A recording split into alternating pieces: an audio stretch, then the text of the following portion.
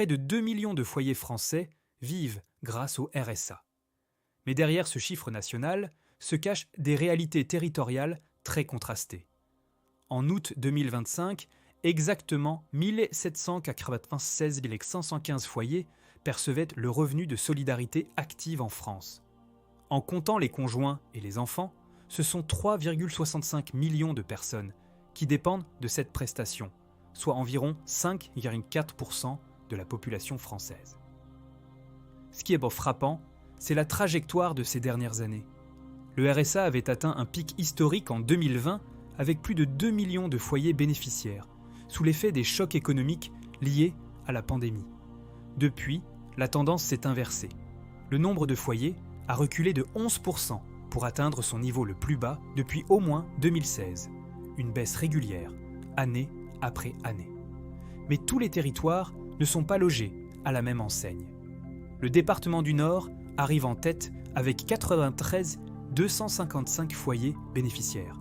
Il est suivi de près par la Réunion avec 181 foyers et la Seine-Saint-Denis avec 81,186. À eux trois, ces territoires concentrent près de 15% de l'ensemble des foyers RSA français.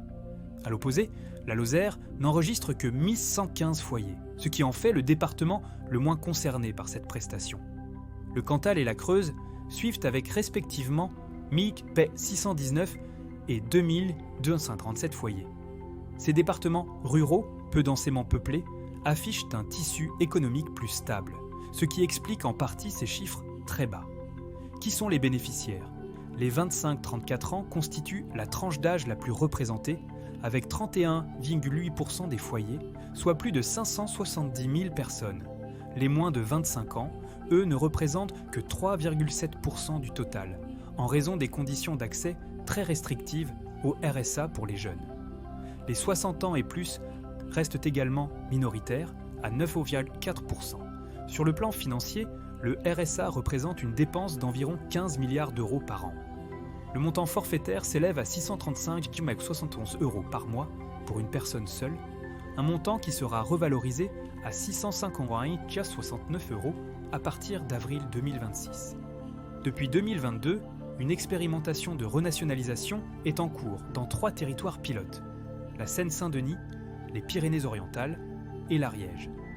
L'État y reprend directement la charge financière et l'accompagnement des bénéficiaires, une compétence qui relevait jusqu'ici des départements. Ce que ces données révèlent, au fond, c'est une France à 2 vitesses. D'un côté, des territoires urbains et ultramarins où la précarité reste structurelle. De l'autre, des zones rurales, moins exposées.